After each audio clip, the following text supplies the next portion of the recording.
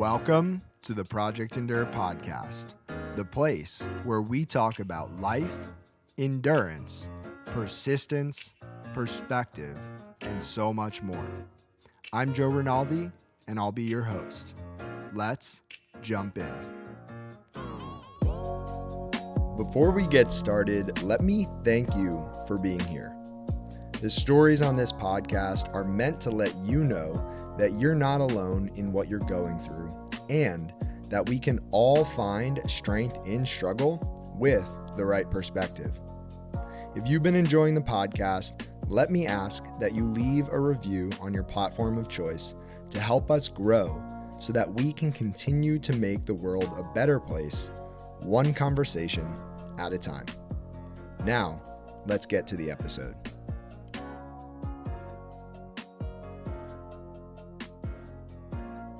Welcome back to the Project Endure podcast, episode 142. We have myself, Joe Rinaldi, and we have a very, very, very, very, very special guest here in the city of Philadelphia, Jon Cervi. Jon, how are you, man? Good, man. So excited to be on this podcast. Honestly, first one I've ever been on. So it's a special one for me. Honored to be here. Super, super excited. It's an honor to be your first podcast. And just from our phone call we had and the interaction we had before hitting record, I have no doubt that this is going to be a phenomenal conversation. And I say that in part because of your energy and also just how easy it is to talk to you. And I'm actually going to hit you with a couple hard questions tonight, like I warned you. And the first one is kind of a simple one, but at the same time might be hard. So I want you to answer this in two layers if you can. So Okay. The question is, who are you? And you can give me kind of like your quick, someone asks you on the street, who are you answer? And then I want to hear deep down, like beneath all of that, beneath the titles, strip away what you do for work. Who are you? Yeah. So I actually love that you said strip away the titles and all that stuff, because I think that's typically what people default to. At least that's what I would default to. So I would say I'm Jon, first and foremost. And I think if I were to follow that up, I would say, I'm a 27-year-old guy who loves to run, is, big into fitness. I work at Chobani. I sell yogurt for a living. I post silly videos on the internet, XYZ. That would be probably my typical answer. I like to make light of a lot of things and crack jokes. There's probably so much more to my job, but I say I sell yogurt. So it's like boiling down these bigger things to little things. But honestly, the question of who are you, right? I think it's the most difficult question out there, because you could take that in so many different ways. And I love this question because what I don't know, a lot of people know me for being a silly, funny guy that likes to crack jokes and have fun, but I definitely have this more deeper side to me. And this question always strikes me because it makes me think on more of a philosophical level of like, who am I? Like even to the deeper point of like my soul, my being. Like there is something here that is deeper than just even like my body, right? So when I go deeper of who am I? I'd like to think, first and foremost, I am a vessel of love. I'm someone who wants to spread happiness and positivity. And I think that goes beyond the surface level of, my job, like you said, or a title or anything like that. And as someone who deals with anxiety, for example, it's so important to me to always go back to that there is this being, this essence within me, a soul, as I like to call it, that is deeper than any vessel that I'm currently occupying. So those are kind of my three kind of pillars, I guess you could say, of who I am, is a lover, someone who is passionate and wants to spread happiness and positivity. I love that. And I can't help but be curious. What makes you anxious? What are some of the things that get to you and kind of rattle you, if you will? Yeah. A really, really good question. I would say I live a very fast-paced life. With my job, I work, there's some weeks where I'll work, over 40, 50, 60 hours. And then there's other weeks where it's less. But I'm the type of person that outside of my job, I like to fill my time with being productive. I think you could relate to that there, right? So it's uh, building a community through endorphins, which I'm sure we'll get into. It's a run club that I lead here in Philadelphia. uh, I put so much time and effort into that. And then it's posting content on social media. It's actually exercising myself and things of that nature, flying to different cities for work and whatnot. And that go mindset, I feel like there's so much dopamine and adrenaline that goes with that, that naturally my body is in this fight or flight state, that when I have moments to truly sit back and reflect, sometimes these thoughts that I should be thinking through come to the surface in moments where I'm more vulnerable, where I have that time to sit, and they kind of all flood in, because when I'm in that fight or flight time throughout most of the day, I don't have time to think about them. So they could be, that I kind of walk you through my process of how why I get anxious, but what actually makes me anxious are silly things. It's like being claustrophobic on a flight. Being out of control of my own life. I think that's actually an an honest answer there of, when I'm on like a flight, I'm not in control. So I get anxious on a flight because I'm someone who likes to strict schedule, and I'm here now and then I can do this. That's why I love running. I'm in control of my body. I'm in motion. I think life is easier in motion. But we don't always take the easy way out. And sometimes the harder thing for me is probably the easier thing for some other people. So control is one thing that I get anxious about. Um, Believe it or not, public embarrassment, which it might be really weird to say for someone who posts a lot on the internet, but like, let's say this is stupid, right? But let's say I'm not feeling well. If I have a panic attack in private, okay, whatever. But for whatever reason, if that were to happen in public, I would be like, I feel like I'm inconveniencing others. Like I don't like that. I hate being a burden to people. Mm. So I get anxious about more so the potential reaction that could happen rather than actually worrying about what's going on internally. And that's why I love the first question that you asked, because the one thing that actually does help me is when I can recenter myself and realize these are all thoughts going on up in here, and I am not them. And Mm. that voice up there is going to talk regardless, right? Like, so yeah. Man, that is so relatable. And just to go back to the idea of maybe what brings on the anxiousness is stillness, where all of those little concerns or worries or things that didn't have a chance to set in because you were in fight or flight, you were in motion, you were constantly on the move. And then you slow down enough for all of those things to catch up and they hit you all at once, I think is so, so relatable. Someone said to me just the other day, you can't change a tire on a moving bus. And never heard that said before, but it made sense, Yeah. right? Sometimes you need to slow down and stop in order to address some of those things that maybe need to be addressed. And that can be anxiety producing for a lot of us. I get that. My Yeah. question for you is okay, public embarrassment, maybe wanting to control how other people perceive or react to you or the things you say or do. You're super vulnerable. We're less than 10 minutes into this podcast. Does that not make you anxious, or are you at peace right now? I'm at peace right now. And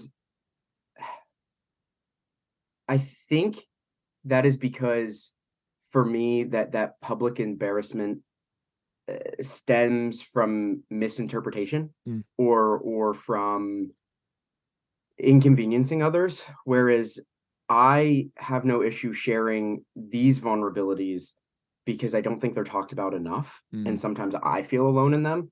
So I feel as though I'm speaking my truth here, and I am you're creating a space for me to have a vulnerable conversation, and this feels like a safe space. So it's easy to have those conversations here. Um, There are other environments where I feel like they're not as easy, but to me, I feel as though right now I am conveying my authentic self, and when I know I am doing that, I don't feel as anxious. Hmm. Makes sense. Now, I've got two unrelated questions Okay. to each other before we dive into some of the real deep stuff. So I picked up through social media that I'm not sure if this is an always thing or a sometimes thing, but you run through the streets of Philadelphia or streets in general with a crop top Yeah. at times, right? I Tell do. tell me about the crop top. Is there a reason for it? Yeah, how did that start? Yeah. So it's I guess it stemmed from just wanting to be different, if anything, and kind of twofold. It's when I was growing up, I was always so worried what other people thought about me. And I always wanted to wear what I thought other people would think is cool or, you know, okay, and things of that nature. And as I got older, I started to realize that, fashion in a sense is self-expression. And there is no right or wrong or what's cool and not cool. I mean, I look at someone like Adam Sandler. This dude just picks out random things and puts together and he's in public and he doesn't care. Like Mm-hmm, mm-hmm. it's comical. And that's not my fashion sense by any means. But the crop top for me, and I actually have to give a shout out to two people because I saw it and I'm like, I want to do that. We were on a 131-mile relay from Montauk to Times Square. We were running it. It was a team-based running event, and Alan Yee and Rob Perez were two people who, on the trip, we got these T-shirts and they cropped them, and they wore it as like a joke for the a part of the race. And I looked at it, I'm like, that's kind of badass. I like that. So I kind of took that and I ran with it. And the first time I wore it, I was kind of self-conscious about it because it's not something that, you know, people typically wear, especially dudes. And it kind of forced me outside of my comfort zone and made me lean into the thing that used to be a crutch for me, which was being worried about what other people think of you. So by going so far out of my comfort zone or so obscure, it almost took it to a whole nother degree where it's like, listen, man, you step out the door in this, you either got to own it or you got to go back inside. There's no like wondering because you're so deep in at this point. And so I kind of stuck with it. And I don't know. I it's a reminder to me that, hey, there's a lot of we're living this life and there's a lot of serious things that go on, but at the same time, don't take yourself too seriously. So I love that, and it reminds me of episode 132 of this podcast with Joe Sullivan, and he said you have to be serious about your craft, but sometimes you can't take yourself so seriously. And I it like that. in order to not take yourself so seriously, I also think that requires a deep level of confidence in who you are in a at your core authentic level. And I always loved and appreciate that about other people. And I think from a younger age, I had a little bit of that in me as well, where it was like, okay, I don't care what other people think because I'm so confident in who I am and how I carry myself that, if I go outside in my pajamas, like, I don't care. Yeah. My mom, if she's listening to this, would always get on me about combing my hair or, being presentable. And I just, I think that's important, but also to your point, right? You either have to own what you're going to go out the door in, or you have to go back inside. And I think owning anything requires confidence. So, Yeah. with that being said, I do have a crop top of my own that I wear inside the house and slowly I'm venturing out. So, if people see me on the streets of Philadelphia, maybe we'll grab a run together, a crop top run. Let's do it. We should. We should. So, with that being said, my other question before we go deep, um, Yeah. is there a life lesson that you think we can learn from yogurt? Ooh. Okay. This is a good question.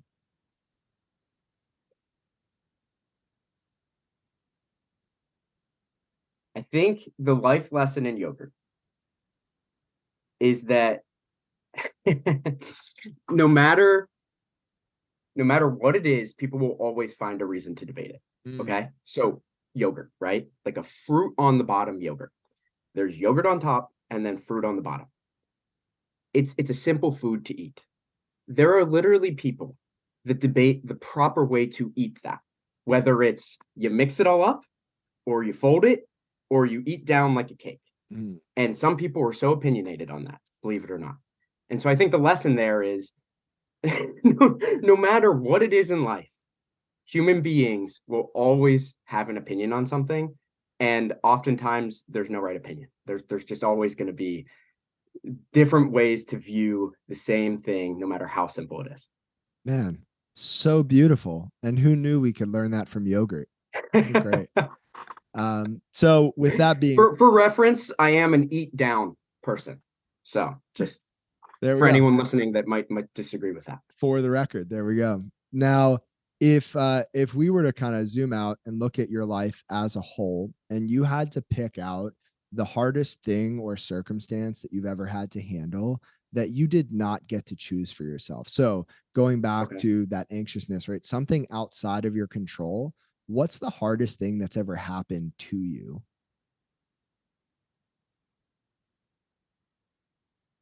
I would say there's two things. Okay. So am I allowed to go two? Yeah, Or can I I'll allow it. okay. Okay. I'll keep them brief, but one's kind of I don't know if the first one's recency bias or not. So that's why I kind of want to talk about two. The first was football senior year of high school. So for the longest time, I used to play football, and then I got away from it out of honestly fear, believe it or not, fear of training camp. There was a time, and I might sound crazy to some people who know me now of some of the things that I do in the fitness space, but I was afraid of football because of how difficult I thought training camp was going to be. So I, played my freshman year, and then I didn't really play sophomore, junior year. Went back to it my senior year, and one of my best friends, Brad, told me, yeah, because I was debating whether or not to do it, and he said, "Well, what decision scares you more, doing it or not?" I'm like, "Doing it, obviously." He's like, "Always do the decision that scares you more." And that stuck with me to this day. That's backstory. I started playing football. I grinded out, even though there was other people who played for years, and I get a starting spot on the roster, which was, such a huge accomplishment. And I feel like I was just hitting my stride, and I tore my labrum.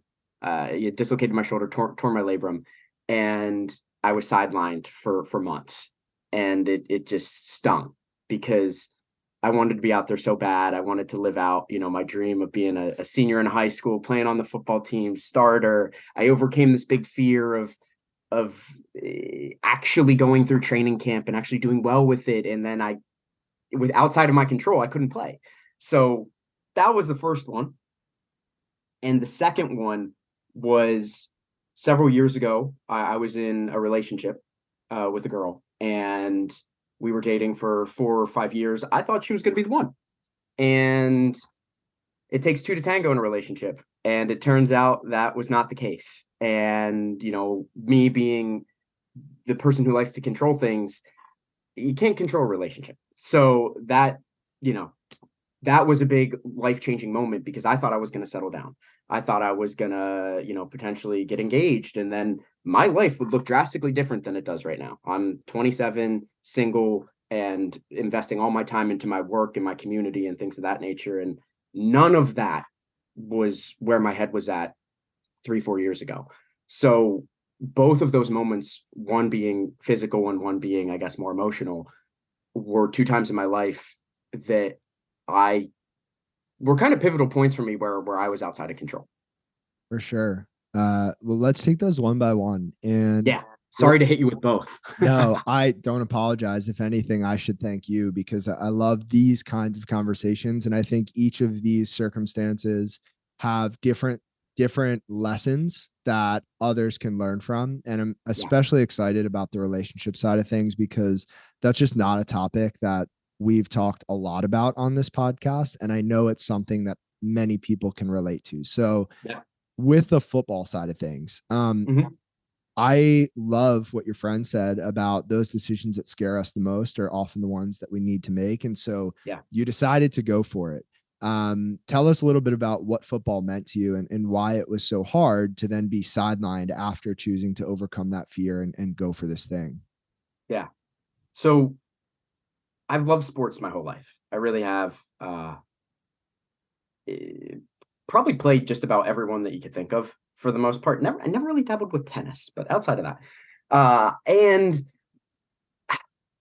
I was never the most athletic, and I still don't think I'm the most athletic by any means. I was I feel like I was a natural born leader to some extent. So I played high school basketball, right? I was the captain of our JV team, although I didn't play a minute. Like I never saw the court. And I never made our varsity team. I always felt like I tried to be one of the hardest workers in the room, but I just wasn't naturally gifted. And I hated running, which is hilarious to say now. But I hated it. It was a punishment. And like again, believe it or not, this is going to sound maybe crazy, but it goes back to the control thing that I've also talked through in therapy before. But I used to be really afraid of like throwing up because you lose control in a sense. And to me, like pushing my body to my limits, I was like in fear of, what I was afraid of what would be at my limits. I was scared of the unknown in a sense. And football to me was this huge fear because I've seen all these movies and I see these people pushing themselves and the two a days and all this and I was scared of it, truthfully. And I didn't think I was capable, but I always wanted to be that. And it wasn't until my friend Brad said, do something that scares you, man. Like you always like he was always the go-getter. And I was always the one to take the safe, oh well, this is safe. This is within my control. And so football meant a lot to me for two reasons. Because one, I forced myself outside of my comfort zone to do something that I wanted to do that I didn't think I could do. And then twofold, I finally felt like I was cracking through where my effort was finally being rewarded. I don't know if that's the right word, but I always felt like I was working really hard in all these other sports and I never saw it amount to really anything. And it frustrated the heck out of me. And then in football, I came in and I grinded and I worked hard. I remember before training camp even started, I was on vacation at the beach and I was doing beach runs. I didn't know what I was doing, but I was running on the beach because I was so afraid of the I not it was some type of running test that we had to do, and I was a horrible runner. So I was putting in this training before training camp because I really wanted to make it work. So football to me was awesome in the sense because it was a sport that I felt like if you put the effort in, you saw the results. And sometimes that's not always, I don't have to be the most athletic guy, but I'm going to, fight tooth and nail every play on defense and I'm going to get back up and I'm going to do it again. And so I love that about football. And I finally felt like I found my sport so late into my high school career. And then it got stripped away from me. And that hurt so bad because I felt like I was finally finding myself in a way. Hmm. I relate to all of that. Football was also the sport that I fell in love with, high school and a little bit in college. And I was forced to stop playing after a year in college. And it was such a hard transition. It's like, you work so hard for this thing, your effort is rewarded. Part of it, maybe in a way, becomes part of how you see yourself, right, as a Yeah. football player. And then it stops. And I don't know if this is the same for you, but when I look back on my time playing the sport of football, I would have loved for it to maybe have lasted longer or went a different way.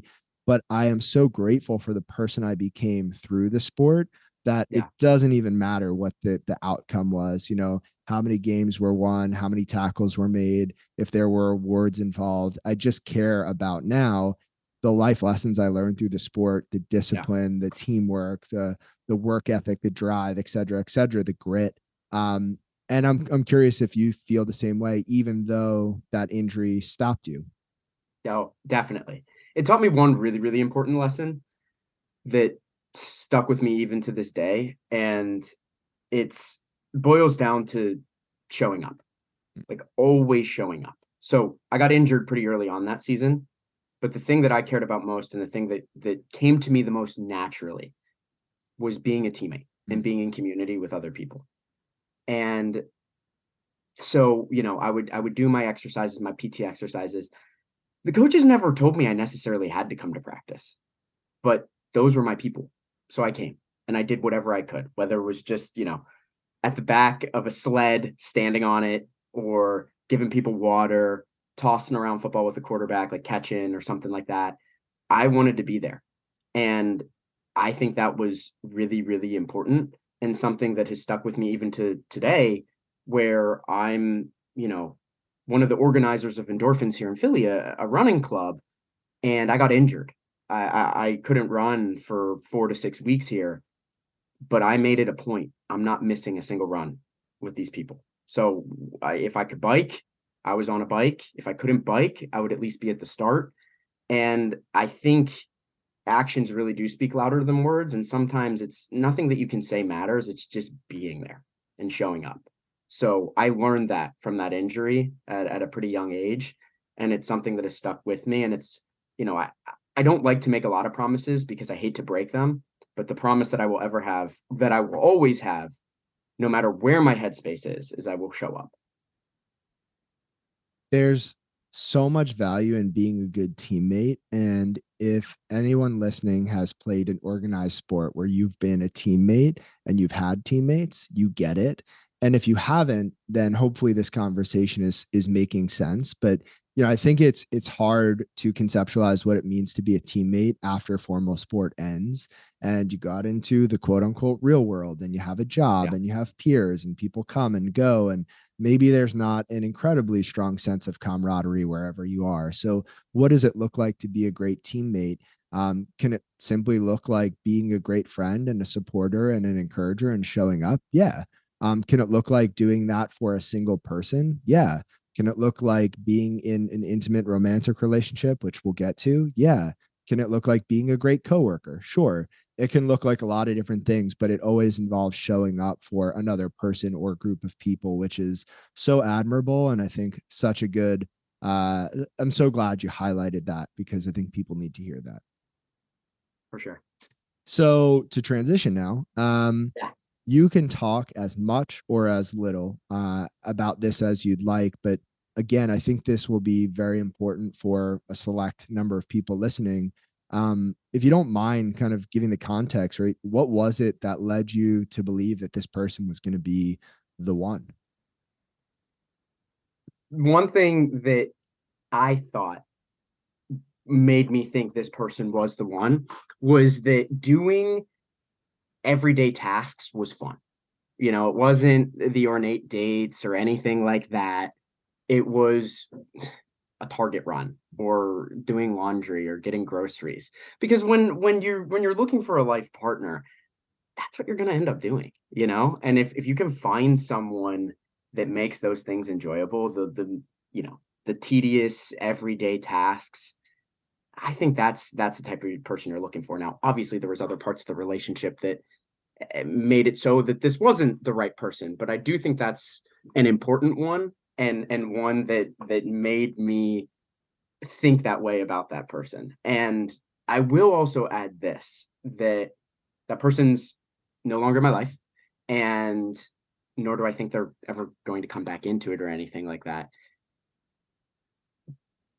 And although that relationship is over, that person is still a very, very important person in my life.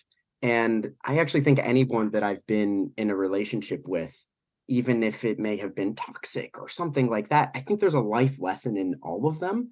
And they help shape you to who you are today. So anyone who's like, oh, I'm really bad terms with that person, I like to challenge them on that, because that person helped make you who you are today, no matter who that is. So yeah. You're speaking my language. And I'll just skip ahead to a question I was going to ask anyway, but Yeah. you pseudo mentioned it. What are some of the positives that came out of this relationship not working out? Yeah. It's crazy because I doubt this person will ever be watching this, but in the off chance that she is, she'll probably be like, yeah, I told you so," because she was the one to say some of these things, which were, you know, I was in a rush to you know get on with the rest of my life, if you will.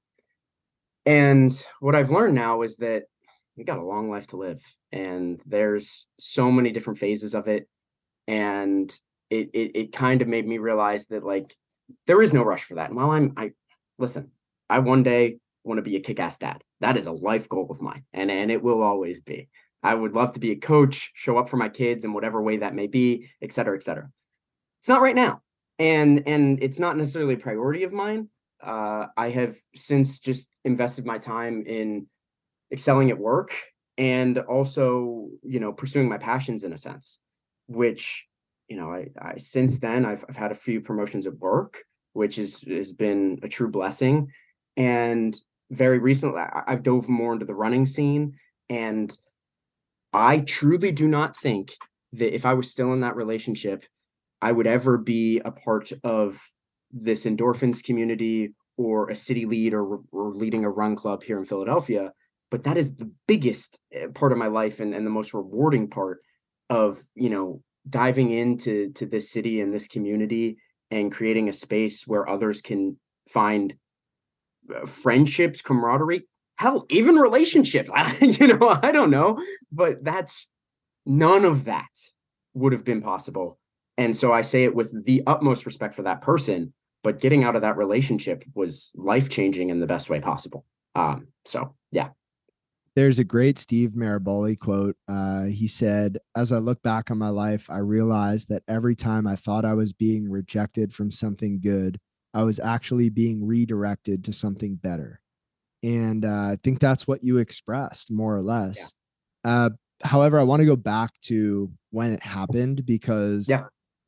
let's say there's someone listening right now and they're hearing your words, but they're in the thick of it, and Hmm. they're thinking, it all sounds nice, but there's no way, because I just feel so bad right now. Yeah. Is there anything you could have said to yourself at that time that would have convinced you of this, or did you simply need time to let this all play out and let the dots connect? They say time heals all wounds. And when you're in it, you hate that.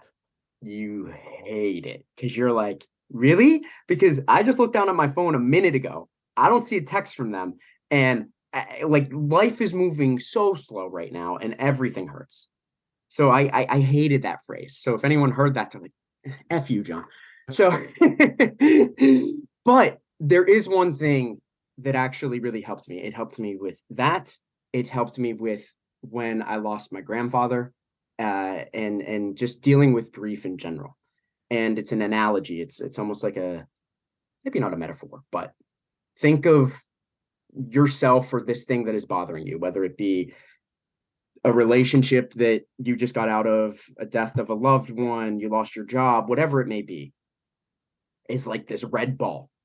And that red ball is massive, and it's in this blue box. And I'm telling you, at first, that red ball is like an inch away from touching every edge of that box. So no matter how you move, within milliseconds, you're going to bump up against that wall, and you're going to remember that that red circle is in that blue box, right? Over time, that red ball shrinks slowly, slowly, slowly.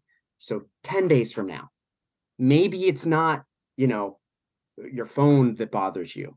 It's like, I heard a song on the radio, and I thought about him or her or them 10 times today instead of 20. And slowly but surely, that red ball will shrink so little that it takes a sure heck of a lot for it to hit up against one of those blue walls. But it still happens, truthfully. And I think that's with everything. Like, anything that truly affects you in life, you're always going to have it with you because it shaped you. And there will be that one thing that stirs it up again, potentially. Like, prime example, I haven't thought about that relationship, I don't know, in months, but now we're talking about it. So it was a podcast that brought it back up for me. And that's okay. I can talk about it so much easier now. But that analogy of visualizing grief as this kind of ball, and how it will shrink in this box that is the vessel that you are, actually really helped me, because it kind of materialized it for me, instead of just these overwhelming feelings that were in my head and my heart at the time. That's so good. Um, I basically took your box and I just shook it today. Which Yeah. thank you. Oh, I knew that getting into this. I knew my box was going to be shook. So, Well, thank and you. I think it should. I think your box should be shook because that's where you grow, and you kind of are reminded of who you are as a person. Because so often we're just an autopilot. I know I am. It's go go go. So having conversations like this are really important too. I'm glad you see it that way, and I do as well. So with that being said, right, those are two things that you didn't have full control over. Yeah. You did allude to with the football story, though, that you do see value in doing things that scare you. And so when you look back at your life now through this lens, what's the hardest thing that you've ever done on purpose? And why did you choose to do that thing? Hardest thing I ever done on purpose. See, I though that question, I always it's weird that in my mind I separate physical from like mental Mhm. because physical, I mean, that's so easy. It's that I attempted to run UTMB Grindstone this past year, which is a 100K ultra marathon. Is that the toughest thing that I've done mentally in a really, really weird way? No, I would say surviving a panic attack on an airplane would be, because in that moment, that's the most difficult thing in the world. So I don't know. I go twofold, but we could dive into each, but I'll talk about the ultra marathon because um, I feel like not a ton of people do something like that. But that was a true test, and I mean, I signed up for it. I paid for it, so it definitely was within my control. And I think I I did it because I now want to continue to push my limits. As someone who lived such a safe life for so long and such a privileged life for so long, I now want to know, I want to lean into that uncomfort and I want to lean into, as someone who's so go, go, go now, in a weird way, that ultra marathon was a great time for me to reflect. I didn't listen to an ounce of music for 17 hours. It was during a hurricane or a tropical storm. It was miserable. We had like 10,000 feet of elevation gain, uh, and those are just words. But at the end of the day, I was so at peace out there in a sense because I had nowhere else to be. And I was alone with my thoughts, and that's something that I needed. So that's almost why I say, like, that's not the hardest thing I've done. It's when I can't get outside of my own head on an airplane when I'm having a panic attack. So, yeah, So I want to hear about the airplane, but before we go there, tell me yeah, a little bit more about why you chose this race in particular and what was hard about it, because it does sound hard, to be fair. yeah, yeah. So I actually signed up for this race 2 weeks before it happened. I was supposed to run the Chicago Marathon, and I was supposed to run it with a charity. And I don't know how it came to be, but they gave out too many bibs or something like that, where I no longer had a bib through the charity that I was supposed to run with, and I only found out a couple weeks beforehand. Uh, Outside of my control.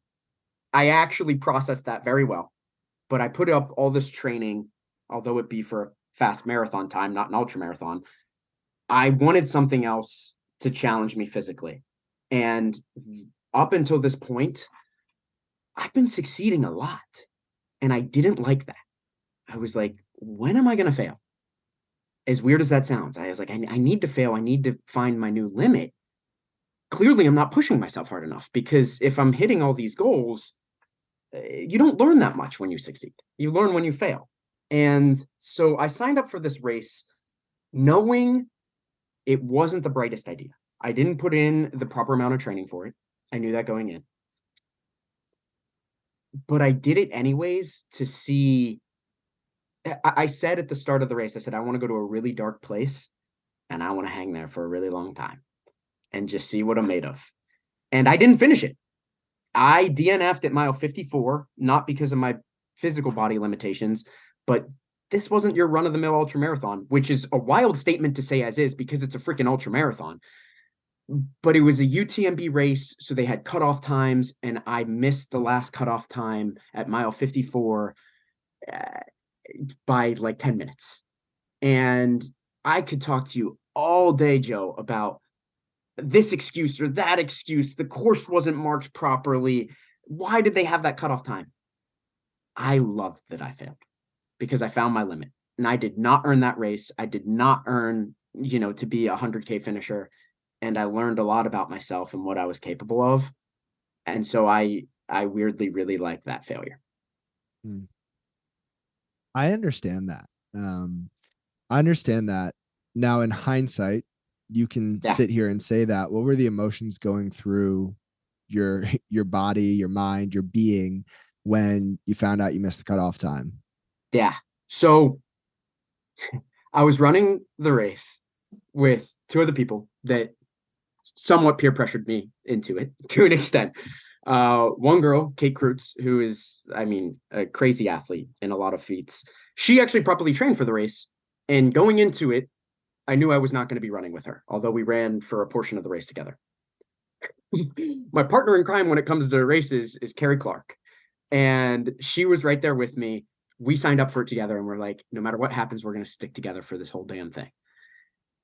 We were leaving, we thought at mile 43, I think it was, that was the last hard cutoff time. And we made that with flying colors. And we thought we had to get to mile 62 by midnight. And it was probably 5 p.m. So we knew we were in a good place, as good as you can be at mile 42. Mentally, physically, we're like, we can get this done. We're not trying to win the damn thing. We just want to get it done.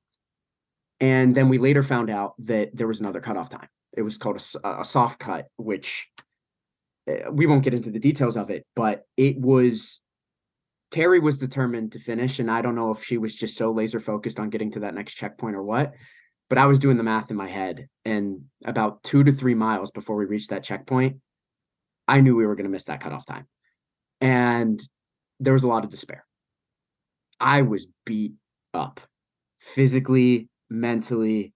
I was so defeated that I mean, you could just see it in my demeanor. Well, no one saw me because we're in the pitch black woods at 9 p.m. in the rain, but like I just could tell the way I was holding my body. I was tripping over rocks. And it wasn't because it was mental fatigue of just getting beat up all day on that course for 17 hours and knowing physically in me, I can finish this race, but an arbitrary time is what is going to prevent me from doing it is crazy.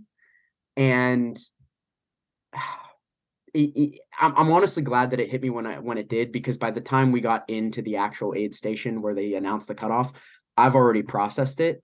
And I think I'm never going to be the most athletic guy in the room. I'm never going to be the smartest guy in the room. But I think you'd be hard pressed to find someone that has more gratitude than I do. And so when I'm in a dark place, I can find my way out and find gratitude pretty quickly. And that's kind of like my North Star.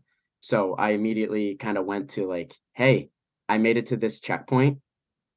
I'm alive. I'm not seriously injured, although I did end up injuring my knee and having to take 4 to 6 weeks off. But like I can walk, I can breathe, I can see. I have someone to hug me when I get to this checkpoint. I did it with a great friend of mine. Like those were all the things that I leaned on Mm. um, pretty quickly, even though mentally I was in a pretty dark place right before that. Sure. And so let's transition this right to an airplane, however many thousands of feet up in the air. Yeah. Is gratitude your North Star in a situation like that? And Wow. also, can you take us through what you experience and the self-talk that happens in moments like that? Yeah. You know, at times it's hard to realize that, but that is gratitude is one thing that gets me out of that very, very negative headspace. And I think for me, it's so frequently that I fly alone. It's one of the times when I'm truly, truly alone. I'm someone who I live with three other guys.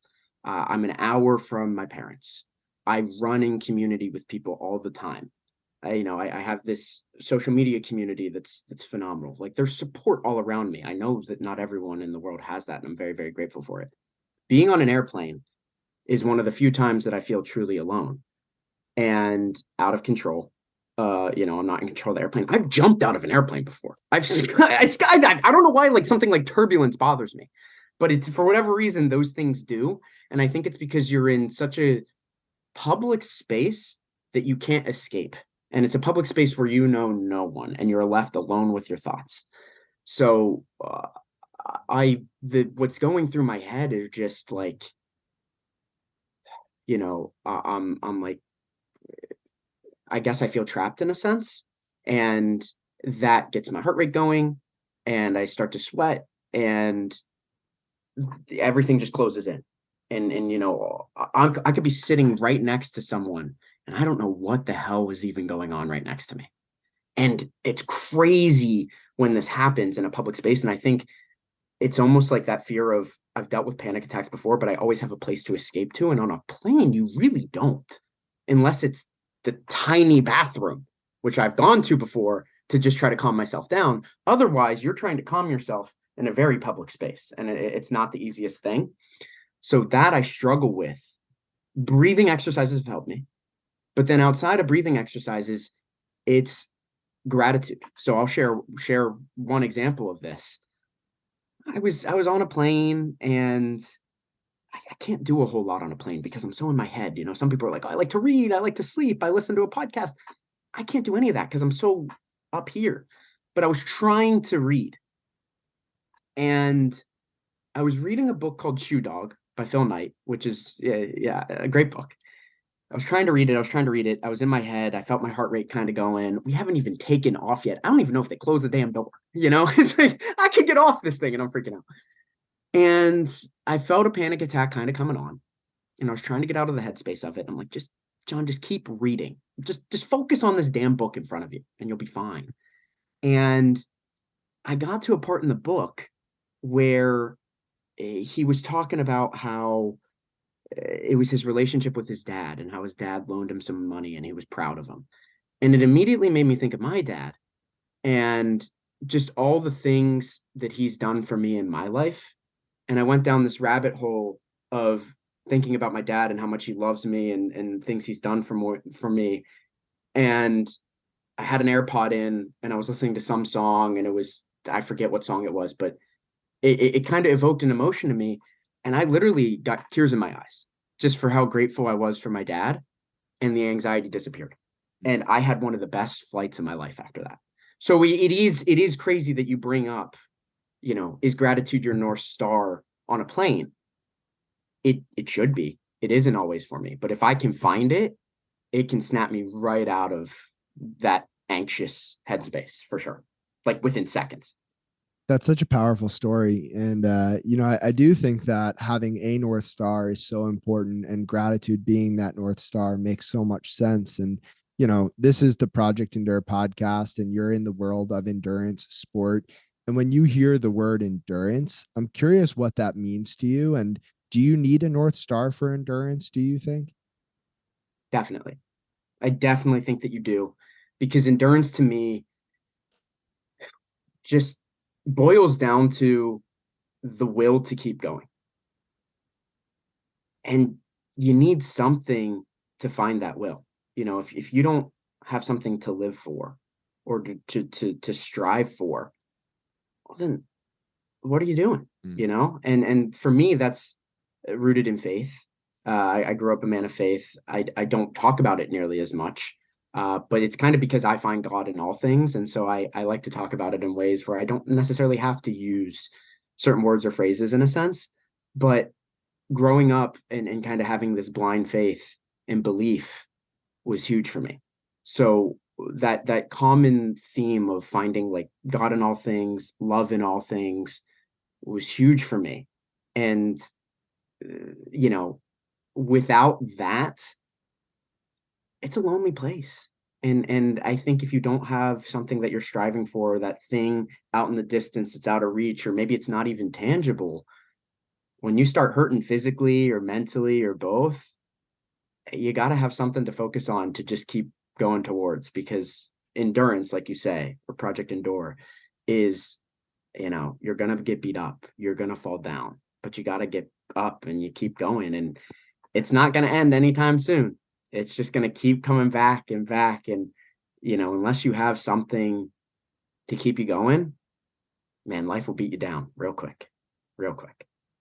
One of my favorite phrases as of late is that endurance without direction is exhaustion.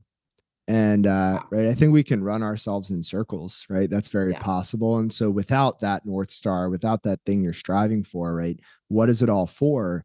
And I'm gonna I'm gonna parlay this directly into kind of the big final question of the Yeah. podcast, because I'd imagine there are people out there listening who are thinking, that sounds nice, but I don't have anything to work for. Yeah. I don't have anything to strive for. I don't have that North Star.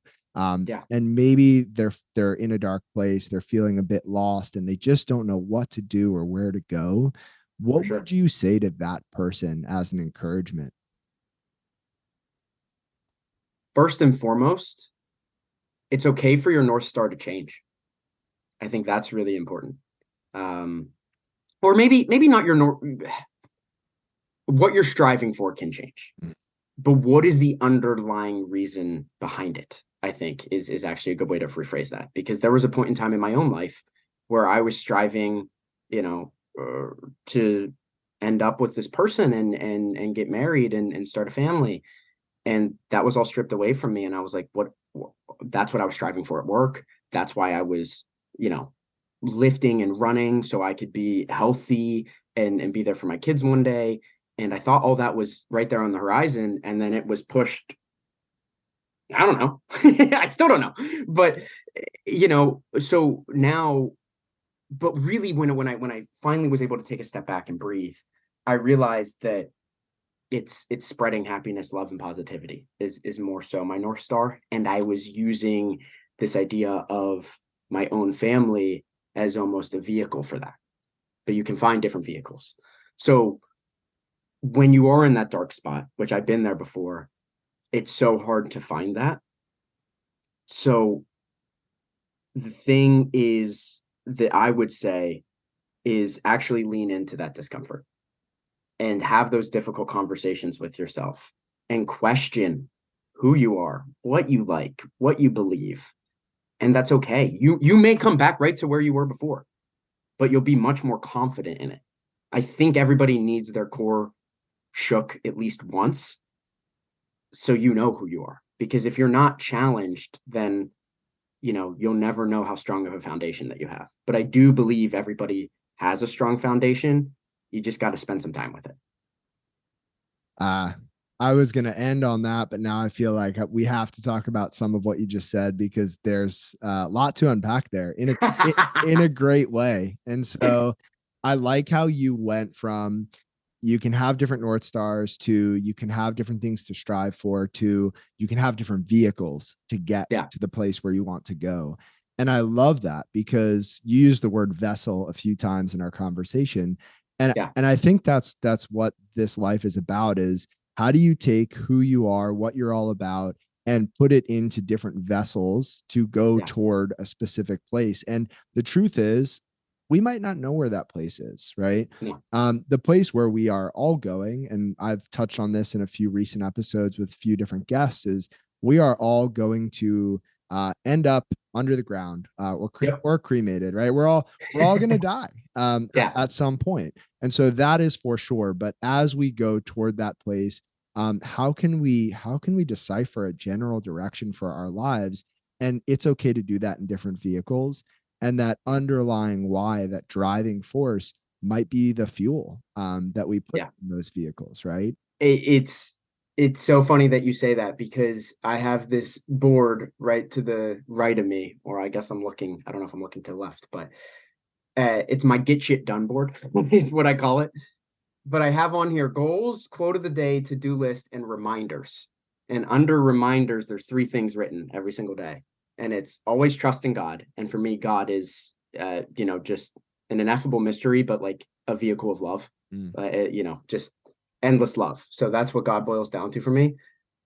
The second one is make sure the people you love know it. And that is my North Star in that sense, and kind of that vehicle, that vessel. And then the third is memento mori, which is like, always remember that death is right there. So it's just crazy that you bring that up, because it's so true, and I try to remember that every single day. And yeah, I, I love the term vessel or vehicle, because we have a long life to live. The person that I was at 10 is so different than 20. That's going to be so different at 30. Who knows who I'm going to be at 50, 60, 70, if God willing, I live that long. But if you understand what you want your purpose in life to be, which is a very, very deep question, you can find a new vehicle. So for right now, that vehicle is social media in a lot of ways for me, and the endorphins community and the running community. Will I still be in this scene 10 years from now? I would like to think so, but truthfully, I don't know. I wasn't in it 10 years ago. So there's going to be a new vessel. Maybe at that point it is a family. If I have one, which at this point in time, yeah, I would love to, but I don't know if I'm going to. And that was the scariest thing for me when I got out of that relationship, was I didn't know what was next for me. I didn't know that next chapter of this book that I'm writing. And there's going to be multiple chapters, but this chapter of my life, I've realized that there's going to be different chapters, but the underlying theme of the story is going to be there throughout it. And that is like that North Star for sure. So well said. I don't know if there's much more to add to that. I will say I love the title you have for that board next to your desk. How long have you had a board like that? So I actually got that board a couple months after I got out of the relationship, like 3-4 years ago. So this board means a lot to me, because I was in it a lot, and I was trying to figure everything out. And then finally I was like, I just got to put it all down. And the goals have changed. The quote of the day has obviously changed. The to-do list changed daily. But those 3 reminders, that one day when I kind of finally had that like moment, they have never changed, and they probably never will. So amazing, man. Well, Jon, I have to thank you for this conversation, for you sharing more of your story, and also just for the light that you are in Philadelphia and beyond. And if people want to reach out, if they want to connect, follow along with your journey, maybe meet up for a run, where's the best place for people to find you? Yeah. So I personally think in-person interactions are way better than anything online. So before I give any social plugs, I would like to give, the plug for our endorphins community here in Philly. You can find me, and more importantly, the incredible community that is being built at the Rocky Steps at 7:15 every single Monday morning, at Yards parking lot, 6:30 p.m. every Thursday night, and just about every other Saturday at City Hall at either 7 a.m. or 8 a.m. And we meet up, we go on runs.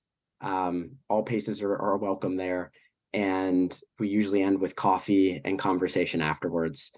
So those are the best places to meet me, and places that you can always find me every single week, unless I'm traveling for work. And then, I don't know, you can look up my name on social media. You can find them if you want to. So I do try to post some gratitude stuff on social media too, and some goofy videos about me running ridiculous distances for fun. And the crop tops are on there. The crop tops are on social media. They do make an appearance at runs in the warmer months.